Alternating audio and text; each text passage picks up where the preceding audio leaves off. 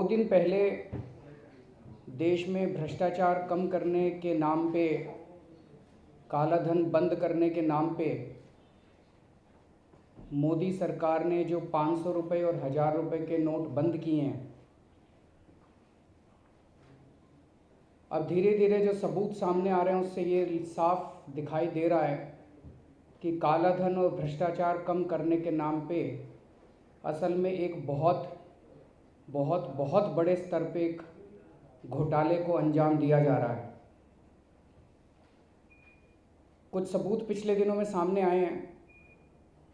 मैं कोई नई चीज़ आपके सामने नहीं रख रहा, आप ही चैनल वालों ने कुछ चैनल वालों ने कुछ सोशल मीडिया पे चीज़ें सामने आई हैं जो ये साबित कर देती हैं कि 8 नवंबर को जब प्रधानमंत्री जी ने ऐलान किया था कि 500 और 1000 रुपये के नोट बंद किए जा रहे हैं, उसके पहले इन्होंने अपने सारे दोस्तों को, जिनके पास असल में इस देश का सारा काला धन है, उनको और भाजपा के लोगों को पहले से सतर्क कर दिया था और उन लोगों ने अपना अपना माल ठिकाने लगा दिया था। CNBC के ऊपर एक कल खबर आई है जिसको हम यहाँ दिखाना चाहते हैं। वो ये दिखाती है कि पिछले एक क्वार्टर में, पिछले 3 महीनों में जितने बड़े स्तर के ऊपर हजारों करोड़ रुपया बैंकों के अंदर जमा किया गया, उससे बहुत बड़ा शक पैदा होता है। कई बैंकों में डिपॉजिट्स उसके पहले वाले क्वार्टर्स में, उसके पहले वाले महीनों में नेगेटिव जा रहे थे या उनमें कोई ग्रोथ नहीं हो रही थी, लेकिन अचानक जुलाई से सितंबर वाले क्वार्टर के अंदर इतनी भारी मात्रा में डिपॉजिट्स इन बैंकों के अंदर होने लगे। ये किसका पैसा था? अचानक इन बैंकों में इतने बड़े स्तर के ऊपर डिपॉजिट्स किसने किए? तो पहले हम ये एक बारी वो देख लेते हैं, फिल्म देख लेते हैं और उसके बाद मैं आगे बात करूंगा। Just look at State Bank of India's deposit numbers. After growing at 1 and 2 and 3% in the previous few quarters, the July-September quarter showed a smart growth of 4.3% in deposits. Let's go to PNB. PNB showed, okay, year ago quarter was good, but otherwise it's been a 1.6, 0.8, 0.2% growth in deposits. Huge, man. But in the July-September quarter, it's a huge 3.8% jump in deposits.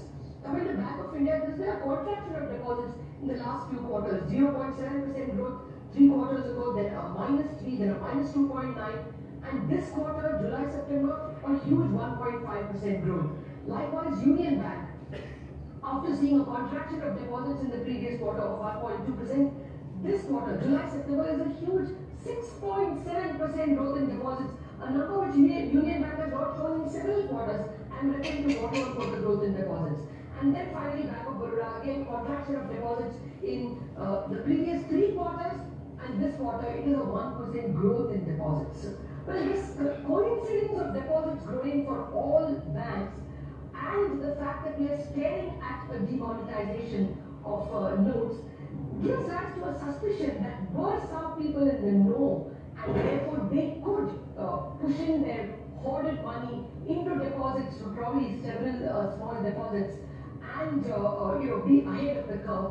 It just raises that doubt that there is a synchronous rise in deposit growth at a time when the economy was not doing well, as the RIP shows, as the results of several companies show. There is no upturn in the economy, then why the sudden growth in deposits?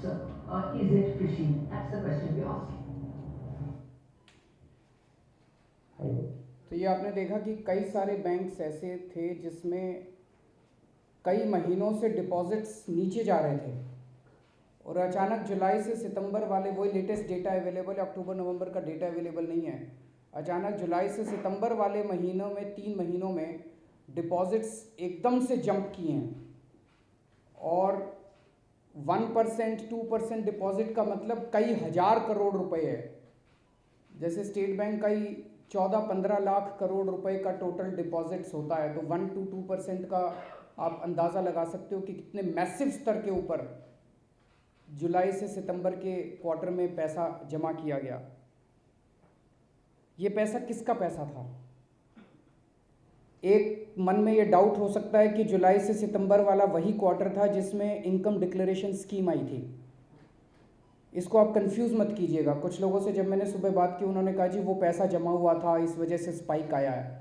वो पैसा deposits में नहीं आता, वो पैसा सीधे government treasury में जाता है। तो जो ये पैसा आया, ये केवल और केवल डिपॉजिट्स था, इंडिविजुअल्स का, प्राइवेट इंडिविजुअल्स का डिपॉजिट था। It was not a part of IDS। ये पैसा किसका पैसा था?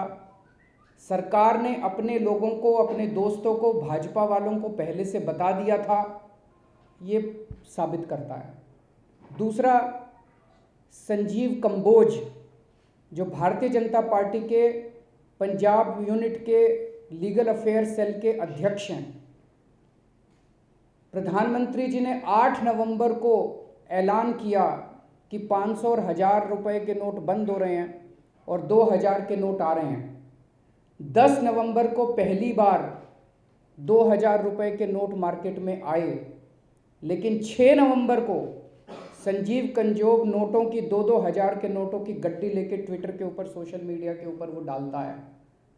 6 नवंबर को प्रधानमंत्री जी के ऐलान के 2 दिन पहले उसके पास 2-2 हज़ार रुपये की गड्डियाँ कैसे पहुँची?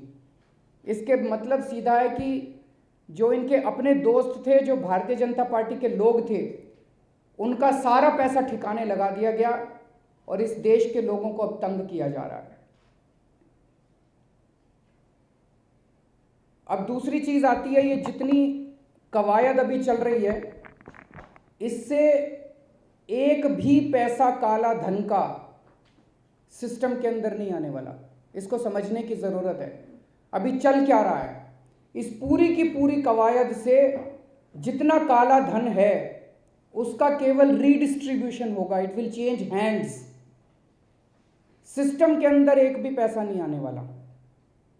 मान लीजिए आपके पास 10 करोड़ रुपया काला धन है।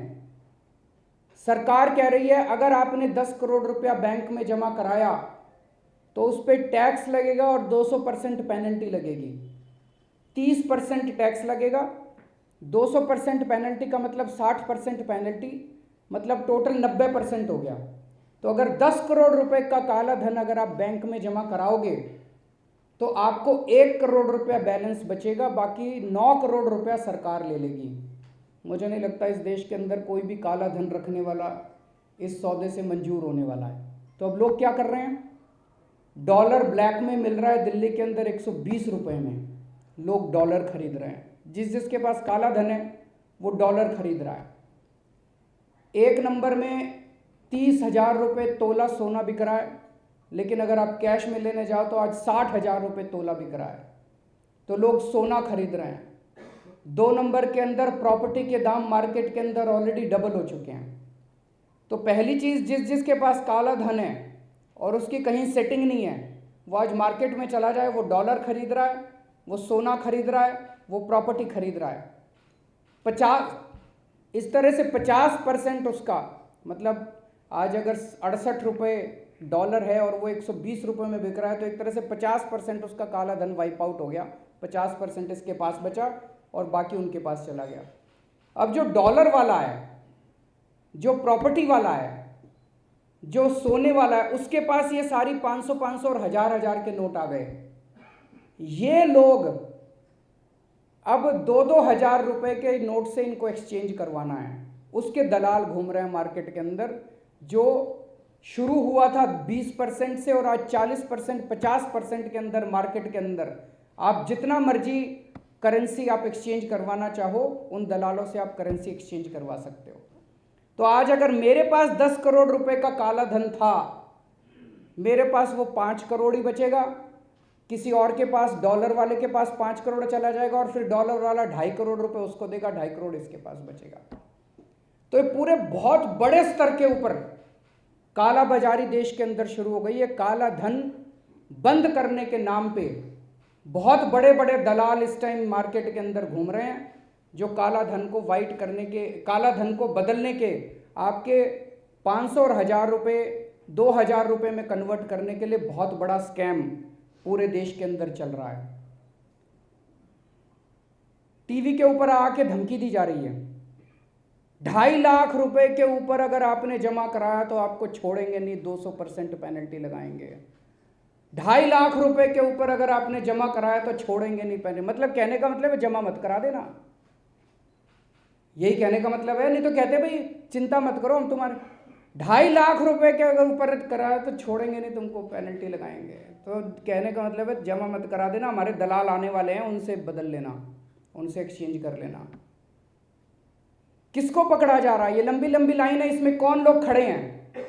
छोटे छोटे लोग खड़े हैं, छोटी छोटी गृहणियां खड़ी हैं, जिन्होंने बेचारियों ने हजार रुपए इकट्ठे कर लिए थे। वो लोग खड़े हैं, उन्होंने टैक्स की कोई चोरी नहीं कर रखी। वो लोग खड़े हैं, रिक्शे वाला खड़ा है, गृहणियां खड़ी हैं, चांदनी चौक के बेचारे व्यापारी खड़े हैं, मेरे सदर बाजार के व्यापारी खड़े हैं, गांधी मार्केट के व्यापारी खड़े हैं, किराने की दुकान वाला खड़ा है, मजदूर खड़ा है, किसान खड़ा है लाइन के ऊपर। तो जो 2.5 लाख रुपए जिसकी इनकम है वो तो चोर।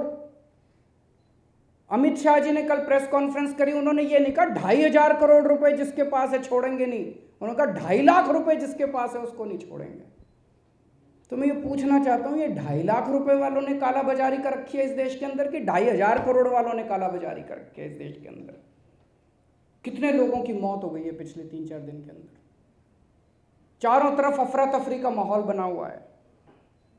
तो ये मोदी जी का सर्जिकल स्ट्राइक, ये काला धन के ऊपर सर्जिकल स्ट्राइक नहीं है, ये बड़े बड़े काला बाजारी करने वालों पे सर्जिकल स्ट्राइक नहीं है, ये इस देश की आम जनता के जो उन्होंने बरसों में अपने घर के अंदर थोड़ा थोड़ा पैसा जमा करा के रखा था उसके ऊपर सर्जिकल स्ट्राइक है।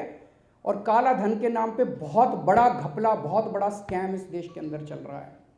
मैं प्रधानमंत्री जी से, अमित शाह जी से और भारतीय जनता पार्टी से 3 प्रश्न पूछना चाहता हूं। पहला ये कि उनकी नज़रों में, आपकी नज़रों में किसके पास काला धन है इस देश के अंदर, वो बताएं। अंबानी, अडानी, शरद पवार, सुभाष चंद्रा या बादल, इनके पास काला धन है?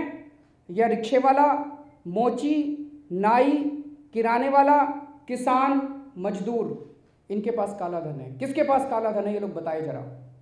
दूसरा, ये लोग सार्वजनिक कर रहे हैं इस देश के सामने कि 8 नवंबर के पहले अपने दोस्तों की वो लिस्ट सार्वजनिक करें जिन जिन को इन्होंने पहले से बता दिया था और जिन जिन की दौलत, काला धन इन्होंने ऑलरेडी सेट करवा दिया है, ठिकाने लगवा दिया है, उसकी सारी लिस्ट सार्वजनिक की जाए।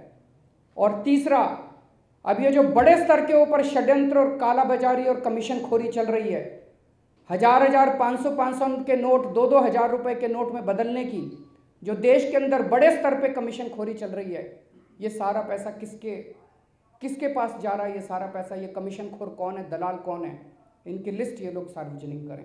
ये 3 प्रश्न हमारे प्रधानमंत्री जी, अमित शाह और भारतीय जनता पार्टी से हैं।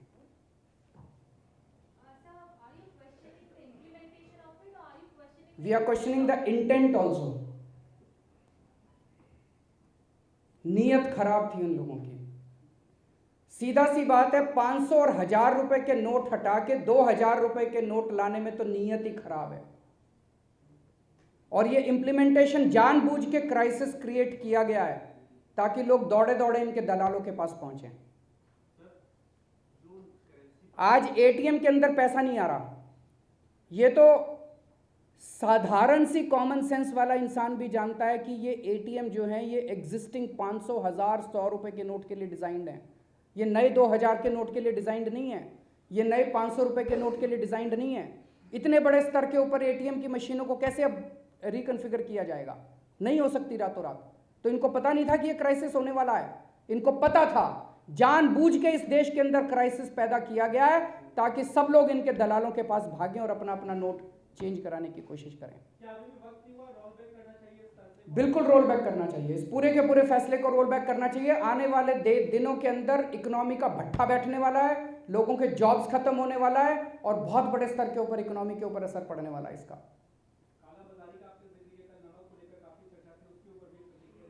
अब अफवाहों का बाजार गर्म है।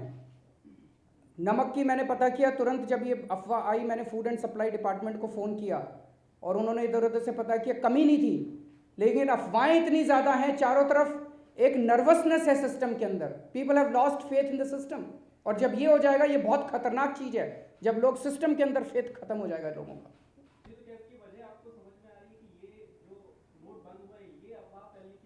नहीं, अब कुछ भी चीज फैल रही है, जैसे नोट बंद हुए, लंबी लंबी लाइनें लग गई, तो किसी भी चीज की अफवाह फैल रही है और लोग तुरंत उस पैनिक में आ जा रहे हैं। प्रवीण जी, इस अफवाह फैलने के बाद कुछ पॉलिटिकल पार्टी इसको राजनीतिक मुद्दा इस तरह से बना रहे हैं, कह रहे हैं कि जो लोग बैंक में और एटीएम के पास लाइन में खड़े हैं, उनको हम खाना पानी, चाय पानी मुहैया करवाएंगे, खाने पार्टी के लोग। आपको लगता है ये सोल्यूशन है क्या? ये सोल्यूशन नहीं है, लेकिन मदद कर रहे हैं लोग, मदद तो करनी चाहिए, तकलीफ में है लोग। कल पढ़ रहे थे कि 2 लोगों की लाइन में खड़े खड़े मौत हो गई, तो इतनी लंबी लंबी लाइनें आज मैं देख रहा था, सुबह 3 बजे से सोशल मीडिया पे 3 बजे से लाइनें लगने चालू हो गई हैं। लोग अपना काम करेंगे, कमाएंगे, बच्चों को पालेंगे कि रोज 2-2 हज़ार रुपए निकलवाने के लिए जाएंगे बैंक में? कैसे काम चलेगा इस इकोनॉमी का? कल बीजेपी प्रेसिडेंट ने आपका नाम लेके आपसे ये पूछा था, क्या आप काले धन के सपोर्ट में है या विरोध में? आप मैं आज उनसे ये पूछ रहा हूं कि वो क्या मानते हैं, अंबानी, अडानी, सुभाष चंद्रा, बादल, इनके पास काला धन है कि रिक्शे वाला, गृहिणी, व्यापारी, किराने वाला, इनके पास काला धन है? मैं उनसे आज 3 सवाल पूछ रहा हूं। वो अपने दोस्तों की लिस्ट बताएं जिनको उन्होंने 8 नवंबर के पहले बता दिया था कि, और उनका सारा पैसा ठिकाने लगवा दिया था। इस देश के अंदर अमित शाह जी अब उपदेश देंगे ईमानदारी का। There can not be a bigger irony than that. Thank you.